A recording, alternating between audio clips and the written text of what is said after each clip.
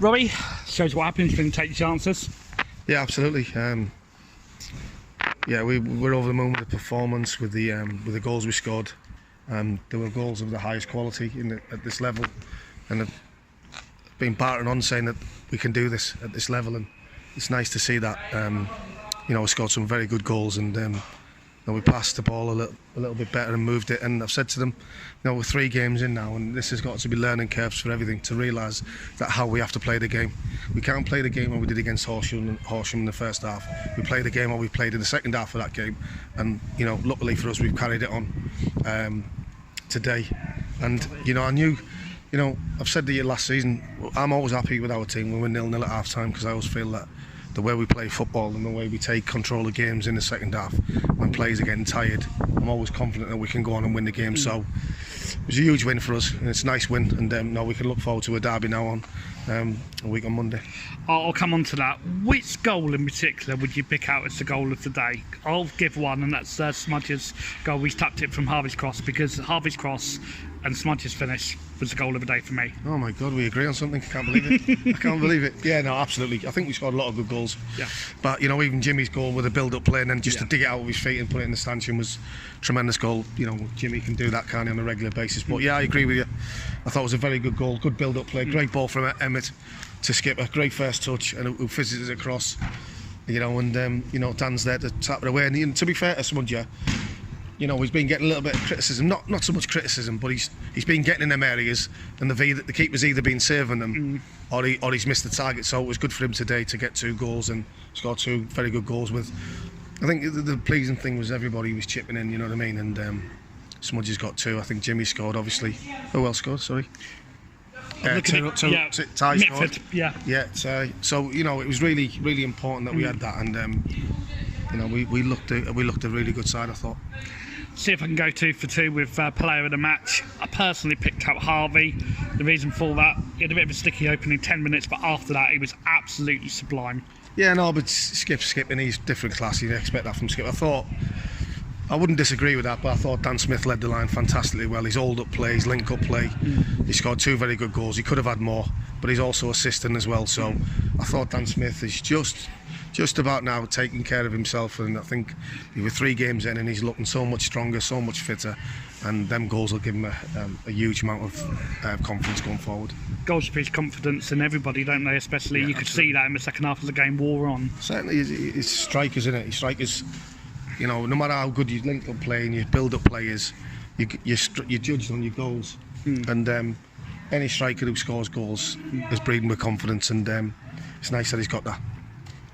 I need to ask you about a bit of a strange incident. About 30 seconds from the end, the referee's been called over. Just to clear it up, what on earth was all that actually about? I still don't know. I've absolutely no idea. I think he was on about saying that someone grabbed him by the throat or something. But this is where in football, and I think it was actually against their player.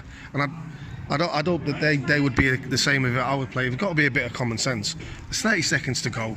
The 5-0 down, and that's not me being disrespectful, but they got to just have a bit of common sense and say, do you know what, the game's dead, just leave it. And the clean sheet goes to obviously Charlie Sell, but all of the back 4 as well. See you later. Keaton Wood as well. All of the back 4, everybody that came on did really well, didn't they? Yeah, absolutely. We've been working on a bit of defensive shape in the week, because we needed to work on it, and it was very important. And I've said to them, we get all the rewards because we score 5, but it's just as easy and just as good because we've got kept a clean sheet, and everybody's happy in there. Back 4 happy, the keeper's over the moon, and obviously the forward line and people scoring goals. So yeah, no, it's a collective thing going forward and defending, and that's something that we keep working on, in training.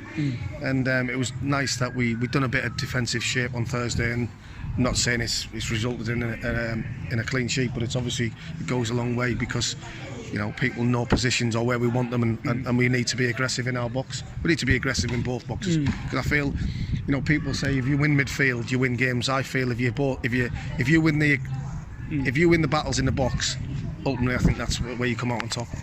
And we go into the El Clasico on the 26th, a team of complete polar opposites.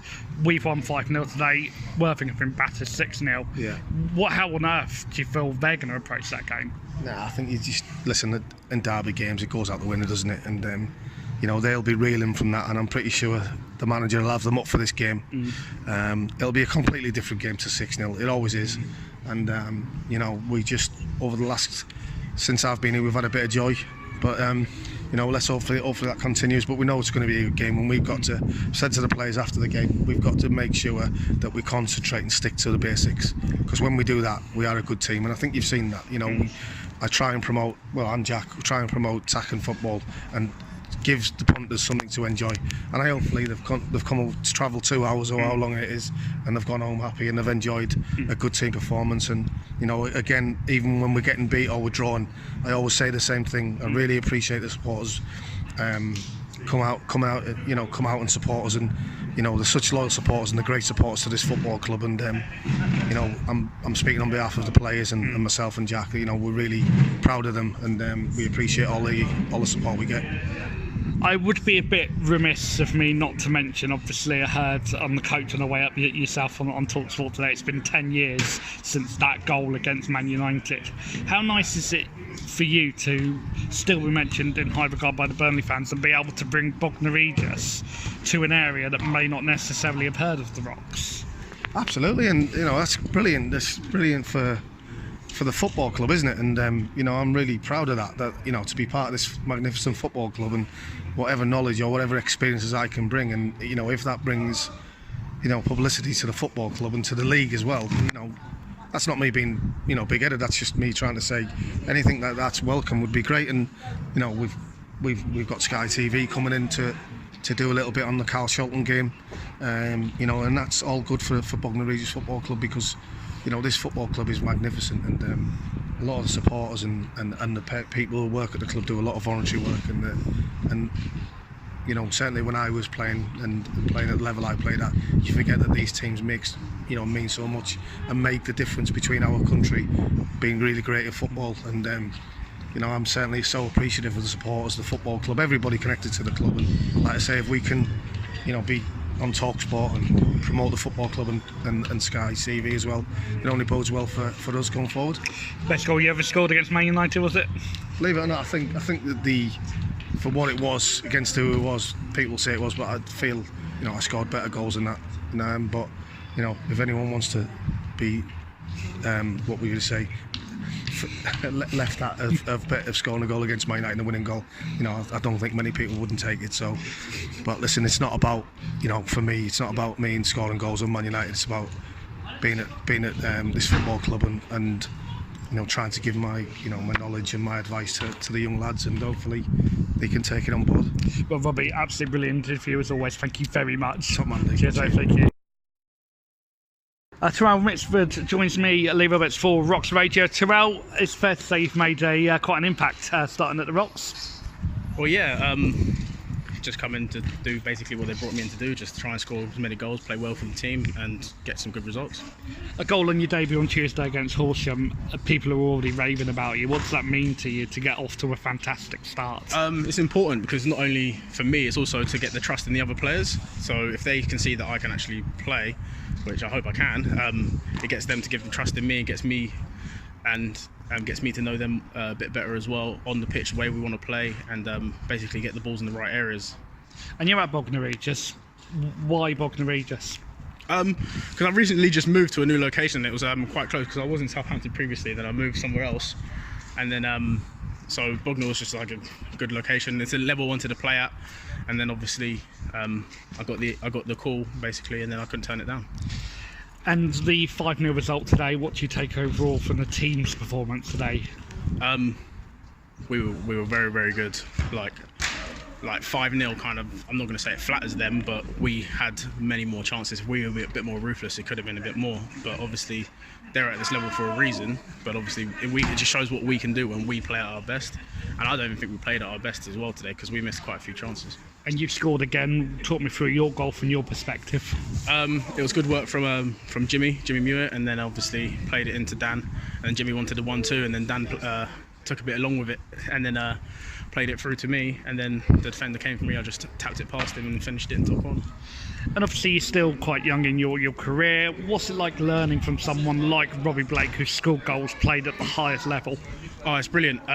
like he just had a conversation with me now, just to basically just do the simple things right, because you see all the best players, he's telling me all the best players, they do the simple things right. So it's about doing the simple things, and then the simple things, like, and it makes the complicated things look easy as well. Like, it's great to learn from someone that has a lot of experience. And what's the aspirations for yourself this season and moving forward?